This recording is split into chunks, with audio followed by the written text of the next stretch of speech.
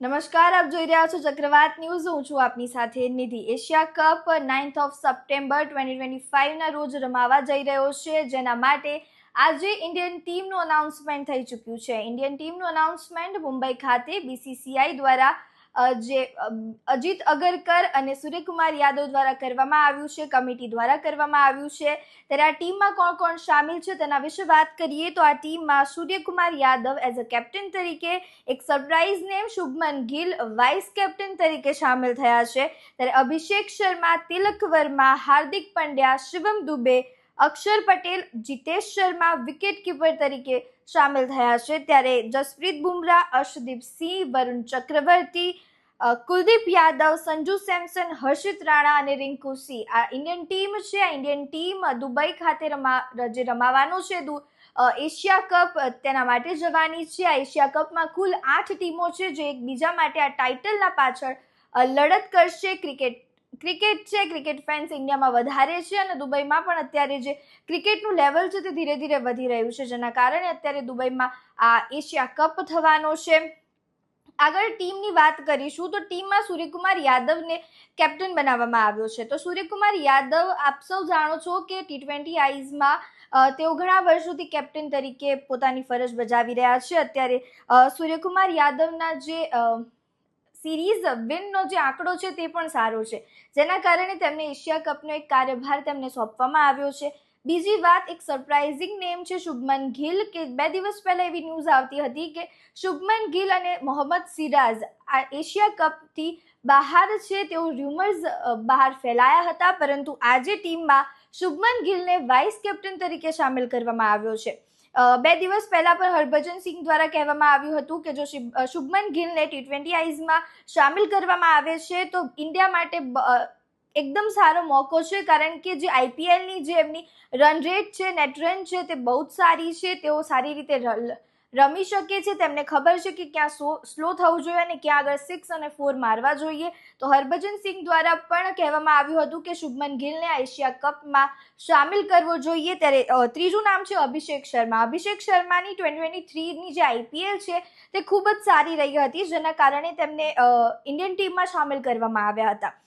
Indian ટીમમાં સામેલ કરવામાં આવ્યા ત્યારે તેમને ખૂબ જ સારા રન ઇન્ડિયન ટીમ માટે બનાવ્યા છે, જેના કારણે અભિષેક શર્માને પણ આમાં સામેલ કરવામાં આવ્યો છે. વાત કરીએ તિલક વર્માની તો તિલક વર્માનું પણ પ્રદર્શન ખૂબ જ સારું છે.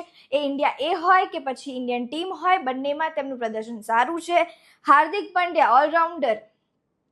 હાર્દિક પંડ્યાની વાત કરીએ તો હાર્દિક પંડ્યાનું અત્યારે જે પરફોર્મન્સ છે તે સારું ચાલી રહ્યું છે. ચેમ્પિયન્સ ટ્રોફીમાં પણ તેમની બોલિંગથી આપણે જીત્યા હતા. T20 વર્લ્ડ કપ હોય કે પછી ચેમ્પિયન્સ ટ્રોફી હોય, જે મુકાબલાઓ જે છે કે જે ડ્યુ ઓર ડાય વાળા મુકાબલાઓ છે, જેમાં હાર્દિક પંડ્યા પોતાનું જે વર્ચસ્વ છે તે સાબિત કરતા દેખાય છે દર વખતે.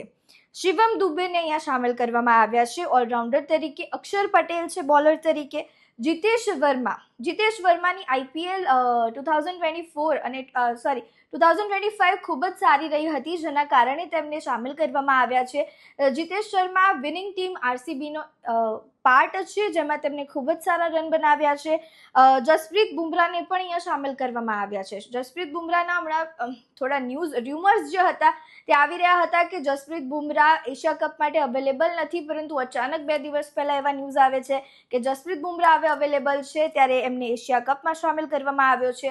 અર્શદીપ સિંહ, વરુણ ચક્રવર્તીનું પણ ચેમ્પિયન્સ ટ્રોફી જીતાડવામાં એક સારો ભાગ એવો રહ્યા છે, એક પાર્ટ રહ્યા છે સારો, જેના કારણે તેમને આ T20 એશિયા કપમાં સામેલ કરવામાં આવ્યા છે. કુલદીપ યાદવ, સંજુ સેમસનની ક્રિકેટ કરિયરની વાત કરીએ તો ઇન્ડિયા માટે તેઓએ ખૂબ સારા રન બનાવ્યા છે. જે ટાઈમે ટીમને જરૂર છે તે ટાઈમે તેઓ નિખરીને પણ આવ્યા છે, પરંતુ ક્યાંક ને ક્યાંક ઇન્ડિયન ટીમમાં તેમનું જે સ્થાન છે તે હંમેશા શંકાસ્પદ રહ્યું છે. તેમને ટીમમાં સામેલ કરવામાં આવે છે, પરંતુ અમુક ટાઈમે એવું પણ થઈ જાય છે કે તેમને ટીમમાં રમાડવામાં નથી આવતા, જેના કારણે ક્યાંક ને ક્યાંક સંજુ સેમસનની અવેલેબિલિટી ઉપર એક મોટો પ્રશ્ન બની જાય છે. આ વખતે પણ સંજુ સેમસનને અહીંયા ટીમમાં તો રાખી દેવામાં આવ્યા છે, પરંતુ એમનો જ એક બેકઅપ પ્લાન જીતેશ શર્મા પણ છે. અને જે રીતની ટીમ છે જે રીતનું જોવા જઈએ તો બેટિંગ ઓર્ડર્સ પ્રમાણે ક્યાંક ને ક્યાંક સંજુ સેમસનને આ ટીમમાં મોકો મળશે કે નહીં એ પણ એક પ્રશ્ન છે. આગળ વાત કરીએ હર્ષિત રાણા અને રિંકુ સિંહ પોતાના બેટિંગને લઈને ખૂબ જ સારું પ્રદર્શન કરી રહ્યા છે અને અત્યારે જોવા જઈએ તો હર્ષિત રાણા પર પોતાની બોલિંગ સારી કરી રહ્યા છે. બંને કેકેઆરના સુપરસ્ટાર છે અને બંનેને આમાં સામેલ કરવામાં આવ્યા છે. હવે આ ટીમમાં કોણ સામેલ નથી એવા 4 નામની વાત કરીએ તો શ્રેયસ અય્યર, જેને માનવામાં આવતા હતા કે તેમને સામેલ કરવામાં આવશે કારણ કે જે એમનું કરિયર રહ્યું છે. આઈપીએલની વાત કરો 2023ની આઈપીએલ, 2024ની આઈપીએલ ને 2025ની આઈપીએલ. 2024ની આઈપીએલ તેમને કેકેઆરને વિન અપાવી છે. 2025માં તેઓ ફાઇનલમાં પહોંચ્યા છે. છતાં પણ એ T20I જ હતું. છતાં પણ શ્રેયસ અય્યરને અહીંયા સામેલ કરવામાં નથી આવી રહ્યો. એક મોટો પ્રશ્ન અત્યારે ઊભો થાય છે. બીજું નામ છે પ્રસિદ્ધ કૃષ્ણા. પ્રસિદ્ધ કૃષ્ણાએ ગુજરાત ટાઇટન્સ માટે ખૂબ જ સારા વિકેટ્સ લીધા છે. છતાં પણ પ્રસિદ્ધ કૃષ્ણાને આ ટીમમાં સામેલ કરવામાં નથી આવ્યા. ત્રીજું નામ છે વોશિંગ્ટન સુંદર. વોશિંગ્ટન સુંદરની બેટિંગ આપણે જે ઇંગ્લેન્ડ ટૂર હતી, ટેસ્ટ સિરીઝ હતી, તેમાં જોઈ કે તેઓએ ઓવલના ગ્રાઉન્ડ ઉપર જ્યાં આગળ 100 મારવા ખૂબ જ મુશ્કેલ છે ત્યાં આગળ તેમને પોતાની ફર્સ્ટ સેન્ચુરી બનાવી છે ઇંગ્લેન્ડમાં. અને છતાં પણ તેમનું બેટિંગ હવે સુધરી રહ્યું છે, બોલિંગ સારી છે, છતાં પણ તેમને આમાં સામેલ કરવામાં નથી આવ્યા. મોહમ્મદ સિરાજ, જે રૂમર્સ હતા એ ક્યાંક ને ક્યાંક સાચા પડ્યા છે કે મોહમ્મદ સિરાજ આ ટીમમાં નથી અત્યારે. તો આ ઓલ ઓવર જે ઇન્ડિયન ટીમ છે તે દેખાઈ રહી છે. જો બેટિંગ ઓર્ડરની વાત કરીએ તો શુભમન ગિલ અને અભિષેક શર્મા જે ઓપનિંગ કરતા દેખાઈ શકે છે. ત્રીજા નંબર ઉપર જોવા જઈએ તો તેઓ તિલક વર્માને રાખી શકે છે અને ચોથા નંબર ઉપર તેઓ સૂર્યકુમાર યાદવને રાખી શકે છે. તો બેટિંગ ઓર્ડર ક્યાંક ને ક્યાંક એક પ્રશ્ન રહેવાનો છે કારણ કે આ જે ટીમ છે તેમાં જોવા જઈએ તો 4 ઓપનર છે.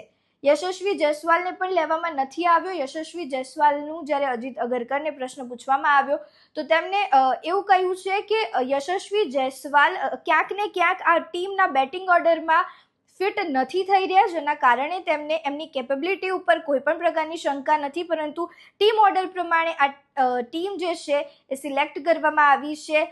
ત્યારે જે ઇન્ડિયન ક્રિકેટ ટીમ એશિયા કપમાં રમવા જવાની છે તેના ટીમની અનાઉન્સમેન્ટ થઈ ચૂકી છે. BCCI દ્વારા અનાઉન્સમેન્ટ કરવામાં આવી છે.